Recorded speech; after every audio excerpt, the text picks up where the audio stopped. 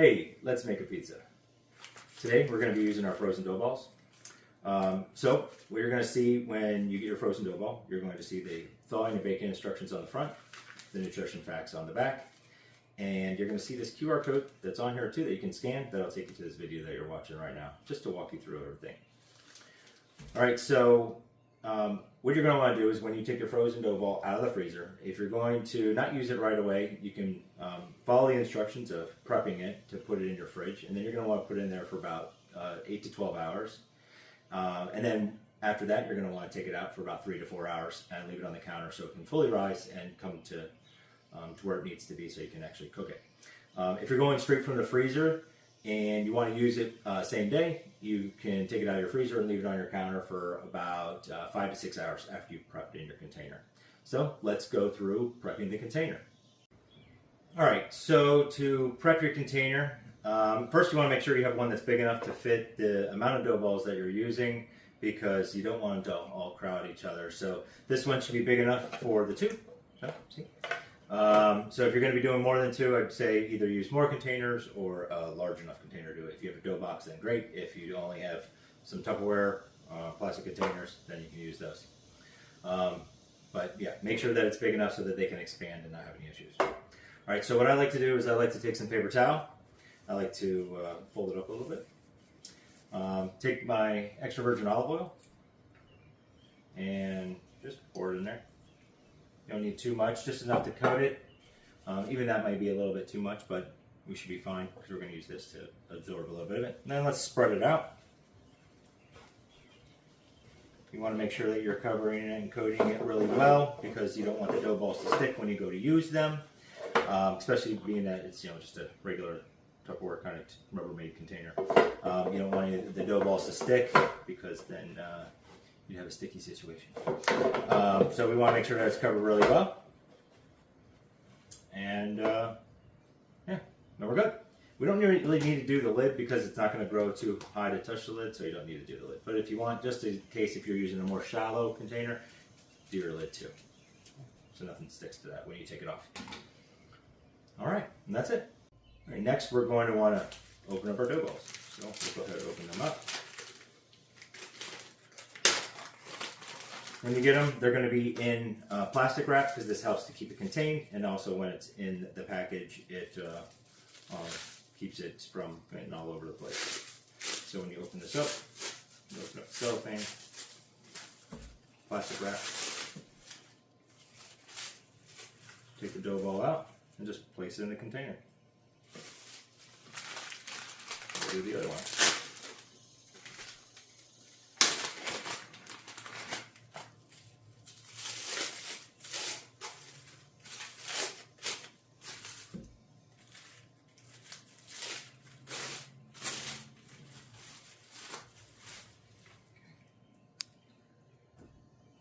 And then we're all set. So all you gotta do is make sure you cover it. Nice airtight is really good. If you only have plastic wrap to cover it with, that should be fine. Just make sure that's really good and on there. You can maybe use like a rubber band if you're in a container like this. But this should be good. So we're gonna leave this out on the counter for, like I said, 5 to 6 hours. And then we're gonna come back and get the dough ready. Again, if you want to refrigerate this, you can. Just put it in your refrigerator. Again, and that's going to be for about 8 to 12 hours. You don't want to leave it in there longer than that. You're going to start to lose the quality of the dough at that point. And you'll want to use it that same day after you transfer it from the freezer. So we should be good to go. All right, so it's been 6 hours, and we got our oven preheated to 550. We got our pizza stone in there. We're ready to go. So we're going to take our dough out of our containers. We're going to prep them on the counter, and we're going to make some pizza. So first we want to start by getting some semolina. This is kind of the best thing to use. If you only have bread flour or all-purpose flour, you can use that too, or even some oil, some extra virgin olive oil. You can use that to put on your counter so that the dough doesn't stick and moves around. I don't really recommend doing the olive oil just because we've already used a whole bunch. We don't want to keep adding some in there. So using semolina, it's not too expensive. It's actually really good to use, especially if you're going to be doing pizza a lot. It's good stuff to use. So we'll go ahead and get some of this and Sprinkle it on our countertop a little bit here. We'll keep that out because we're going to use that again on our pizza peel. And we're going to use a little bit to get the dough balls out too. So let's get our dough balls. So we got our dough balls here. Again, they've been sitting out for 6 hours. See, check that out. Nice and fluffy. They've come to temperature. The room temperature now doesn't feel cool on the bottom. So we're going to go ahead and open these.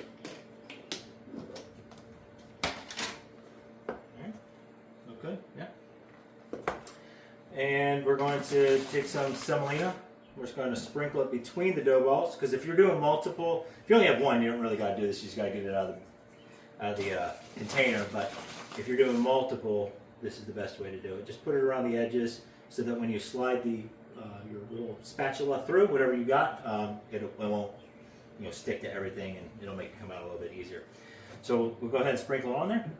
We're going to take the little spatula and we're going to cut in between them there, and we're going to get underneath, and we're going to pull this out of here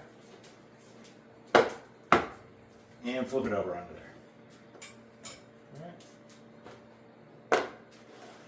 Alright, so far so good. Alright, so we got the dough ball out. We're going to just kind of flip it around, get some of that semolina on both sides. Kind of make it go back into a roundness. Okay, so we got that round. So what you want to do is the top side that was in the container. The bottom is going to still be moist because it was sitting against the container. It's had the oil. It's moisture in the dough ball. It's going to be a little bit moist on the bottom. So what you want to do is the top part's going to have that little bit of the skin that's kind of grown on it. Not really grown on it, but developed on it.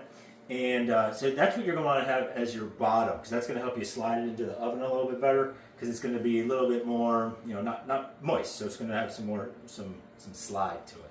So we got it back in a little circle, okay?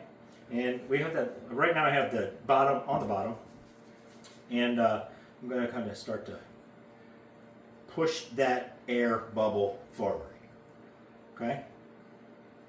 As we're doing, we kind of want to spread our fingers a little bit to kind of stretch it out. See, we got some little bubbles here. We want to pop them because even though we all like to eat the air bubbles on the pizza, it's not good when you're cooking it because they'll burn. So we got to be careful with that. So we got that spread out a little bit. I'm going to flip it over. And again, this was our bottom. We're going to make sure we keep that crust on there. Okay, so we're just going to press that around. Give it a couple slaps. We're going to want to pick it up and move that semolina or the flour out of the way, because we want to make sure that we're knocking off as much as we can, because we don't like extra flour on our dough, right? So there's a couple of different methods that you could do this to just kind of stretch it out a little bit more. You can do this slap around method like this, or you can have it on the counter and then do a little pull, throw, twist, pull, throw, twist, pull, throw, twist, kind of like that. And you see we got a good little dough circle there. We don't need to stretch it all the way out to the 12 inches that this is supposed to be, or 10 or 12 inches, just yet, because we're going to put it on our pizza peel too.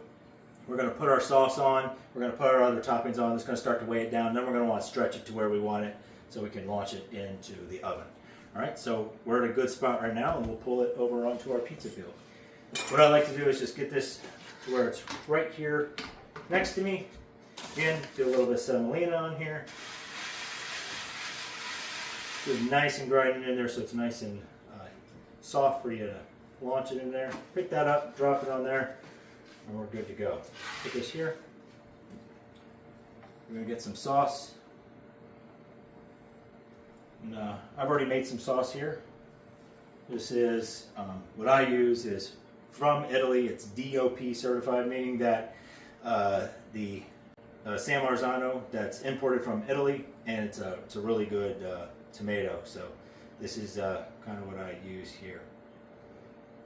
All right.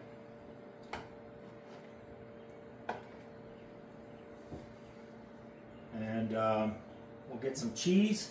Got some mozzarella already pre-sliced. I use low moisture mozzarella. For this, I'm using just from the grocery store. Just some low moisture mozzarella, so that it doesn't add extra moisture to it, so that when it cooks, it's not gonna soak through and make the bottom soggy. So we're gonna put our cheese on now.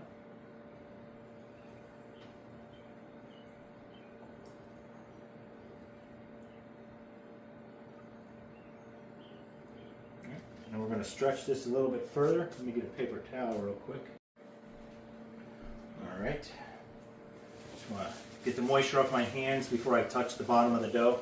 You want to eliminate as much moisture as you can, especially if you're using a wood paddle. But any moisture that gets underneath the dough when you're trying to stretch it will cause it to not come off very well. It'll start to stick to it. But as you see, the dough is very pliable.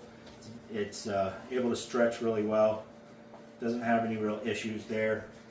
I like to stretch it a little bit longer than I want it to be, because when it comes off the pizza paddle, it sometimes doesn't come off very nice, and it doesn't come off in a circle. So you want to try to keep it as much circle as you can. All right. So I also like to use some olive oil at this point. Throw a little circle of olive oil on it, and then we're ready to put it in the oven. All right, so want to make sure that it moves. See, we got some movement to it. Oop, almost lost it there. All right, see, we're sliding it off. We're going to put it in the oven.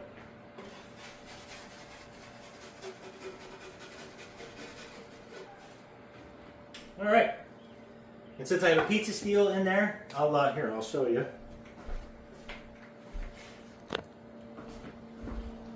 See, we're at 550. We've got the pizza steel in there, all right? I'm using the lower rack so that we can make sure that we're not getting too much heat on the top, but we want the bottom to cook really good. When I'm doing this, I like to transfer back up to the top so that it can get some color on the top and melt that cheese really well. All right, so now we're gonna wait for this to get done. We'll watch that really good. And again, all these cooking instructions are gonna be on the bag. It's gonna be, after the thawing instructions, there's going to be the baking instructions. So I go through all this, kind of what to do. So pretty clear on there. But again, remember there's that QR code on there. It's going to take you to this video that you're watching. So if you already scanned the QR code, you're already going to know where we're at. So, at this point, we're just going to wait for this one to cook. We can make our other dough ball that we have, or, grab a drink or sit down and wait for it to be done, and then enjoy your pizza when you're done. All right, so we've waited a little bit now. We're going to check the pizza, and I'll bring you over there, and we'll check to see what the pizza looks like. And here we go. It's cooking really well in there. We'll give it a little sneak peek. Oh, it's looking really nice. Now remember, this is from a frozen dough ball, so this is puffing up pretty good for being frozen. You're going to get the same kind of quality from your frozen dough ball. As long as you follow these instructions really well, you'll get the same kind of quality.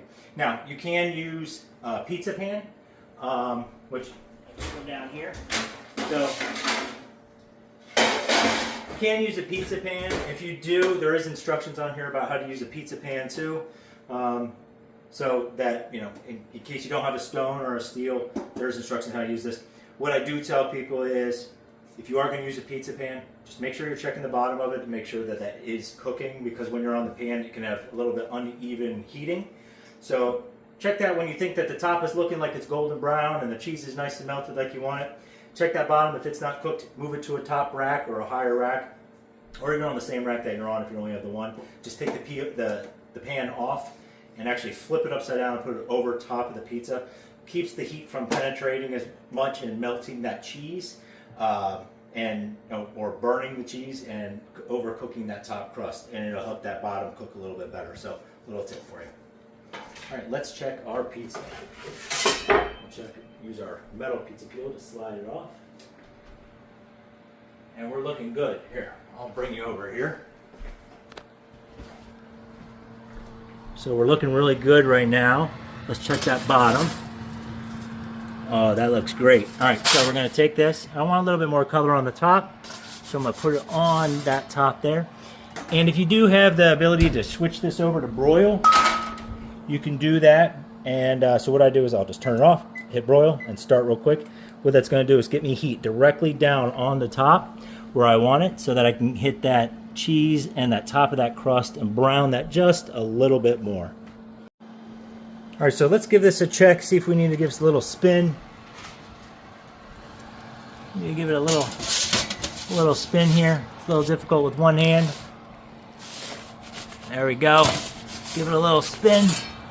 Get a little color, make sure we're getting even color in there. We'll come back in a second. Okay, let's give it another check. About 30 seconds have gone by. It's starting to look really good here. Check that out. Again, from frozen, turned out terrific. Let's finish this up with some basil. Let's drop this on the pan. Get the oven closed. Grab some basil here.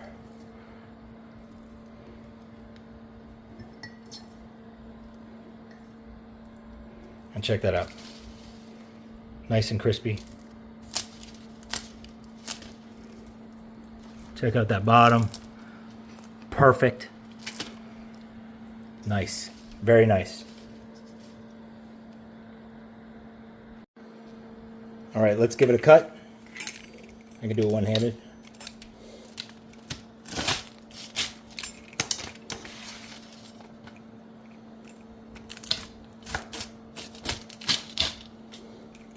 Now, I could use scissors like they do in some really fancy places, and as you'll see on YouTube, but I don't have scissors to cut it with, but still, turns out really well. Check out that crust.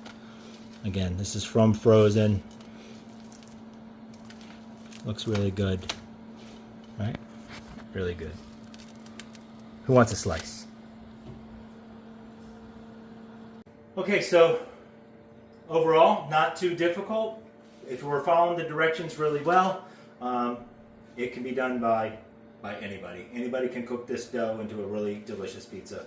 Now it is only a 12-inch or 10 or 12-inch, so it isn't a family feeder, but it's definitely going to be enough for yourself and some leftovers per dough ball.